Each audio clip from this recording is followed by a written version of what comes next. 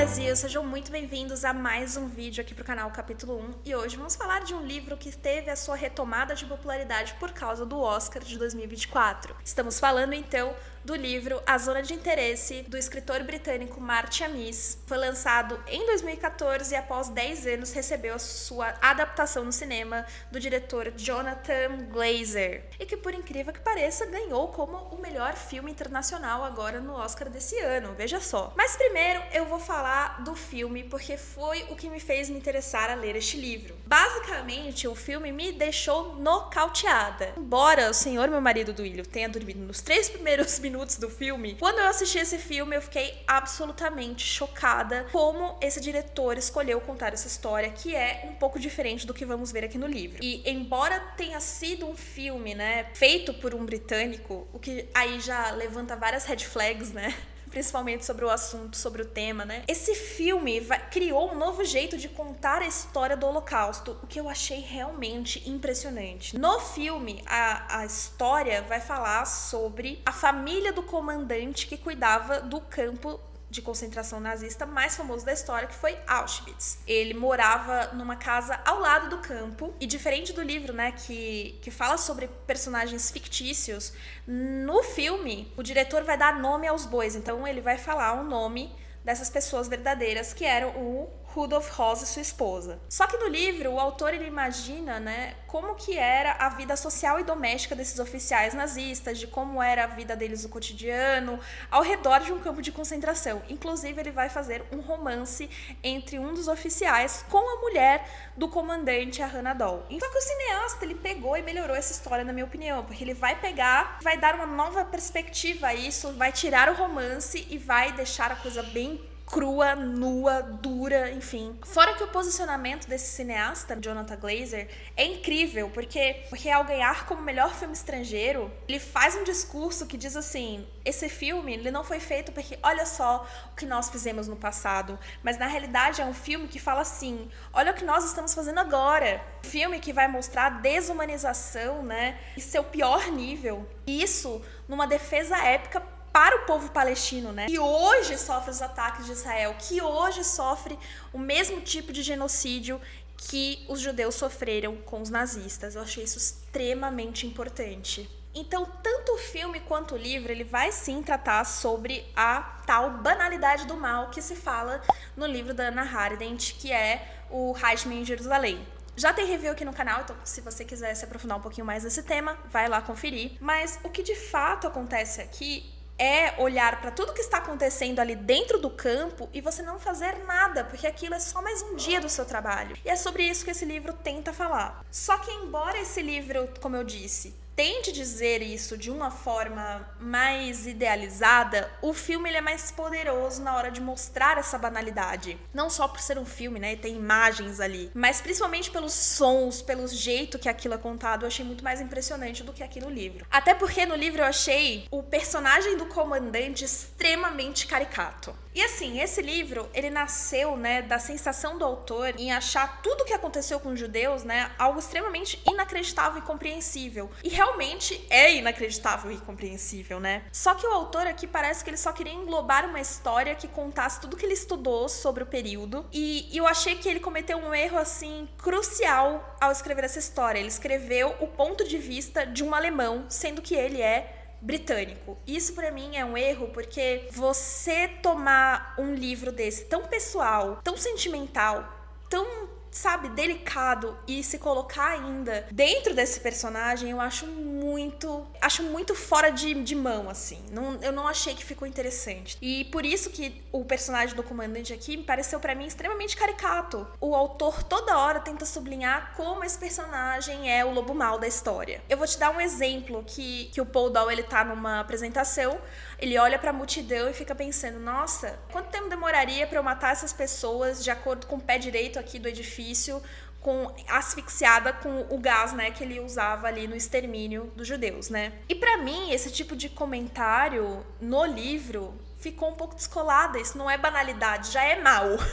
Isso já é o lobo mau que eu tô falando, sabe? Se ele achasse que era só o trabalho dele, se ele ficaria olhando isso para as pessoas que ele convive pensando disso. Eu acho que não. Eu acho que ele trataria isso de uma maneira mais naturalizada, não já pensando exatamente em morte. Você entende o que eu quero dizer? E por isso que foi uma experiência um pouco chata esse livro para mim, porque esse livro é contado em 3 perspectivas: a do oficial que se apaixona pela mulher do comandante e de um judeu que tá ali preso no campo e que ajuda ali os nazistas a fazer a logística do extermínio em si. E é muito pesada as histórias desse judeu, é a mais pesada com certeza. Mas eu odiei a perspectiva do comandante, sobre qualquer coisa. É extremamente caricato e pra mim quebrou completamente o ritmo e o peso que esse livro queria dar sobre o assunto, sabe? Pra mim, no final, esse livro ficou como se fosse uma grande espetacularização do sofrimento e da dor humana. Não gostei.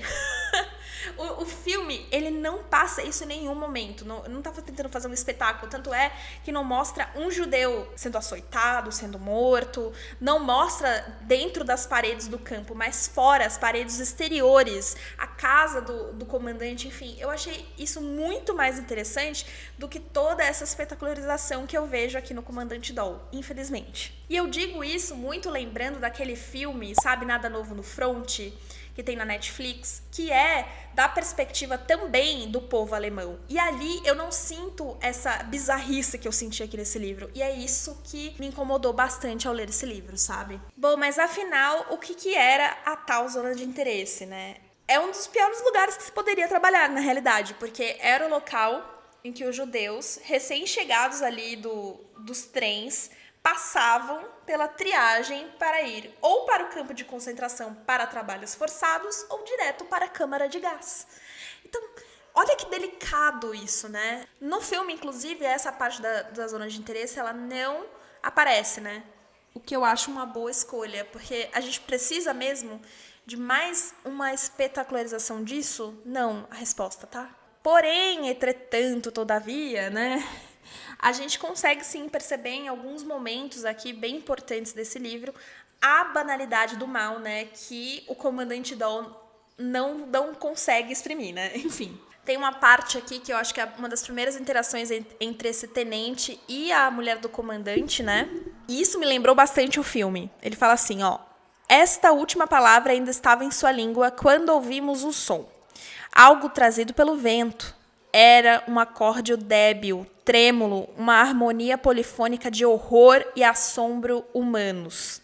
Imobilizamo-nos, os olhos se esbugalhando a cabeça. Senti meu corpo se retesar à espera de novos e maiores pânicos. No entanto, seguiu-se um silêncio estridente, como mosquitos unindo no ouvido, acompanhando meio minuto depois do som de violinos num crescente hesitante. Para quem não sabe, né, na entrada de Auschwitz tinha ali uma banda tocando música clássica para quando os novos prisioneiros entrassem. Era realmente bizarro. E essa parte eu senti bastante que era parecido ali com o filme em si, sabe? Porque isso, essa coisa dos sentidos, não só da visão, eu acho que é muito mais cruel do que necessariamente ver. E com certeza, uma das cenas mais bizarras desse livro, que eu achei mais pesadas, é quando um grupo de judeus recém-chegados ao campo, que vieram de um asilo de idosos na França, eles chegam e eles se deparam com um caminhão de corpos humanos sendo levados para fora do campo.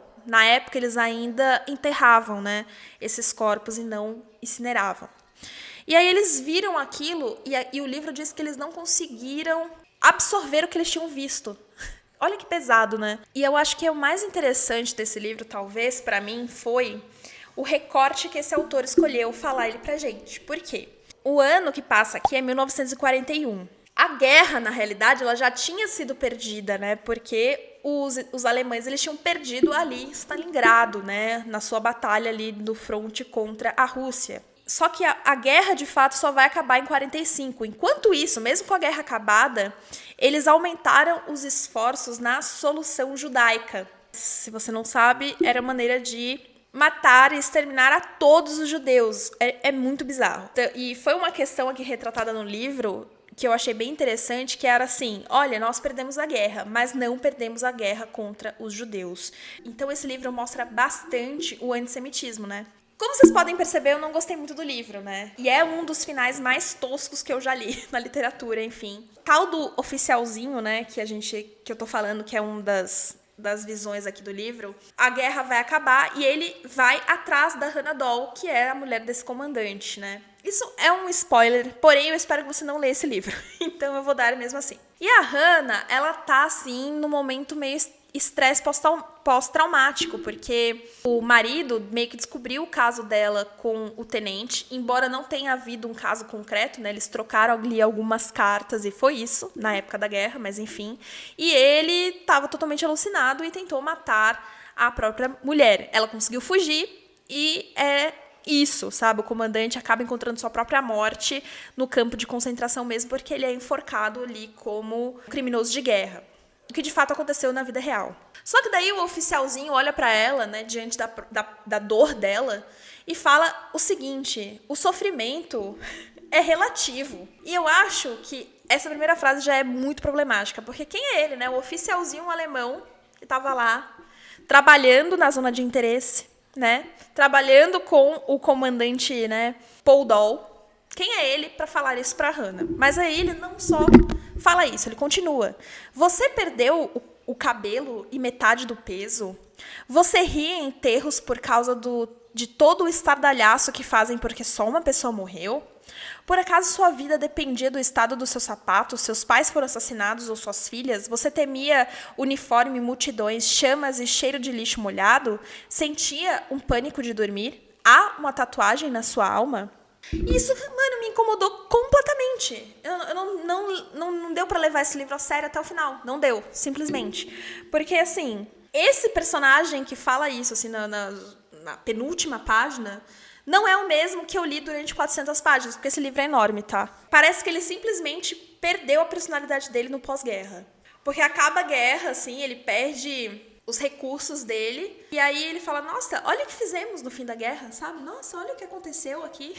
Tipo, gente, eu acho que as pessoas que passaram por esse momento histórico, principalmente os oficiais ali, principalmente no livro da Hannah Arendt, a gente vê isso, né, no julgamento de Nuremberg, eles não estavam, tipo, tendo uma epifania. Meu Deus, olha como somos horríveis.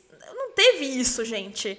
Teve no fato de que eles tentaram ali se defender com defesas esdrúxulas, como eu era só um trabalhador fazendo meu trampo, mas eles não tiveram, tipo, meu Deus, eu estava errado. Não teve isso, gente. Acorda, sabe? E aí ele me fala isso nesse discurso pra uma mulher ainda, uma mulher que era esposa do comandante, que sofria pra caramba na mão daquele cara. Enfim, só que tem uma maneira que eu possa ilustrar o que esse tenente é pra mim, que é o primeiro caso do gato nazista já escrito na história. E essa parte do gato nazista é bem interessante. Porque é a seguinte, esse gato, ele ia passar uns fins de semana na casa desse tenente porque ele estava infestado de ratos. A casa, basicamente, ela foi desalojada, né? Os donos delas, que eram judeus, a gente fica sabendo, né? Porque ele fala, os donos foram desalojados, por que será, né? Na Segunda Guerra Mundial, enfim. E aí o local ali que ele mora passa a ser para essas pessoas que trabalhavam no campo. Primeiro fim de semana que o gato nazista vai no apartamento dele. Ele fala assim, não tardou para que eu aprendesse a respeitar aquele hábil e discreto predador. Ele parecia vestir-se a rigor, o traje de noite preto, colarinho branco perfeitamente triangular, polâneas brancas. Quando se retesava e alongava as pernas dianteiras, as patas se abriam em leque como margaridas.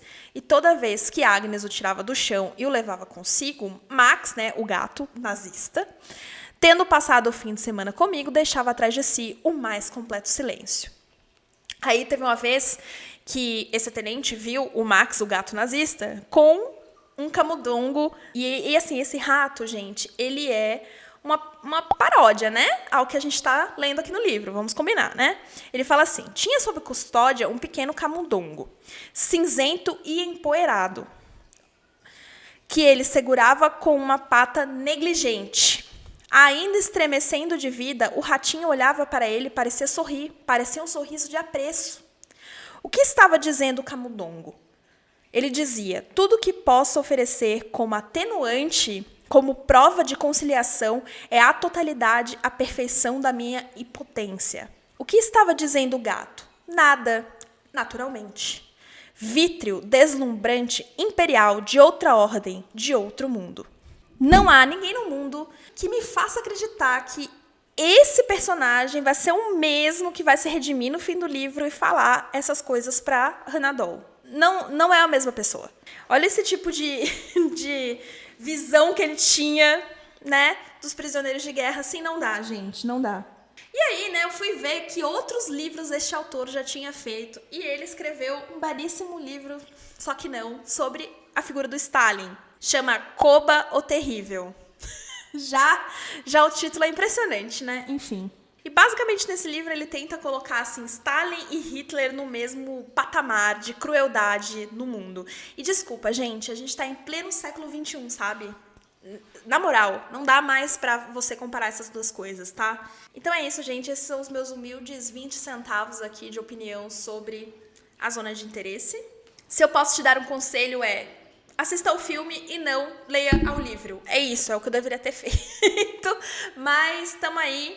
Fiquei um pouco surpresa ao perceber que meus colegas aqui no YouTube não falaram sobre essa questão nas suas resenhas, o que me deixou um pouco chocada, porque foi gritante pra mim na minha leitura.